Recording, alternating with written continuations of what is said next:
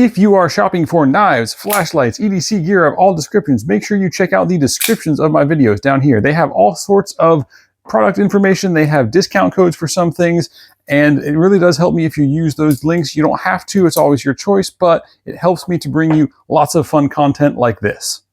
Today, we're talking about a knife that is not a Benchmade knockoff. So this is an RBlack knife that I had been given a while back, and I generated quite a bit of interest when I put up a short about it. A lot of people were saying they were looking forward to the review. I'm finally getting around to it. So this is one that you can only find on Amazon, to my knowledge. Again, I was sent it for free as a review sample, but didn't think I would like it. There's kind of two theories of everyday carry knives. One is it's got to be short, it's got to be thin, it's got to slide in your pocket and be invisible. You got to have minimal controls and minimal things in the way. It should be sleek and good looking and no longer than your finger. The other theory is it's got to be big and tough and survive the apocalypse and, you know, giant raw knives. Let me be clear that both are welcome on this channel. I tend to personally be more toward the I like a bigger knife. So I didn't really think I was going to like this knife because it's everything that is on the other side of the spectrum. It's got very minimal controls that are kind of smoothed over. It is very thin in profile. The blade is extremely thin and slicey. High flat grind, Cerakote everywhere. But this thing really works. This is an aluminum handle with blue Cerakote. It has a gold Cerakoted blade in 154 cm. The thumb stud is just enough. You can kind of get your thumb or finger right under it that way, but it's on bearings. So once you do get your thumb underneath that thumb stud, this thing fires right out very easily. The axis bar lock, the crossbar lock, has just enough sticking out for you to get a hold of it, but it doesn't lock stick at all, and it's so smooth that you can unlock it with one finger really, really easily.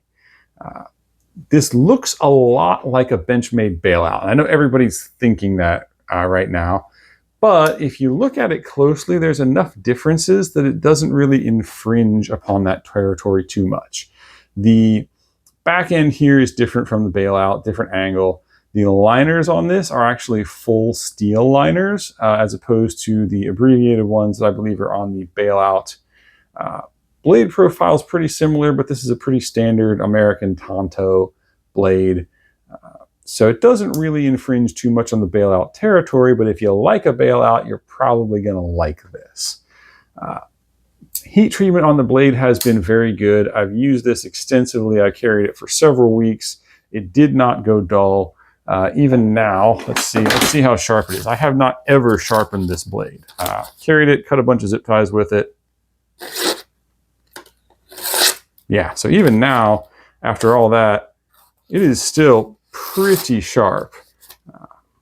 Again, having never sharpened this at all. Very, very thin and slicey. I don't normally like a blade that is so thin. Let's see if you can tell here.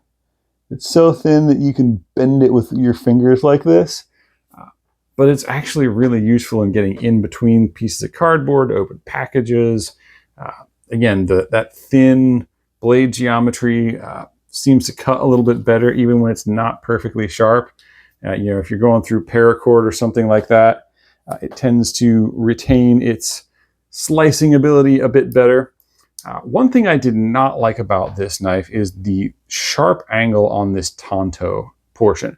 So this is canted so far away from the main edge of the blade that when you insert this into a package to cut the tape, if you don't get it past that portion right here, this ramp tends to ramp the blade out of the tape and it doesn't tend to cut it very well. If I am putting this into the package like this and I hit the tape here, you can see that tape tends to ramp that blade right out of there because that angle is so steep.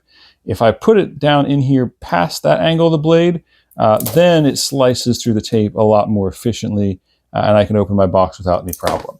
That's really the only thing I ran into as far as problems with this knife. Here is a close-up video of me hitting the thumb stud. That works really well. The lock is super smooth. Very, very nice bearing action. You can see even if I'm holding the lock open when it's fully straight, there is zero blade play there. So overall, a very well designed knife.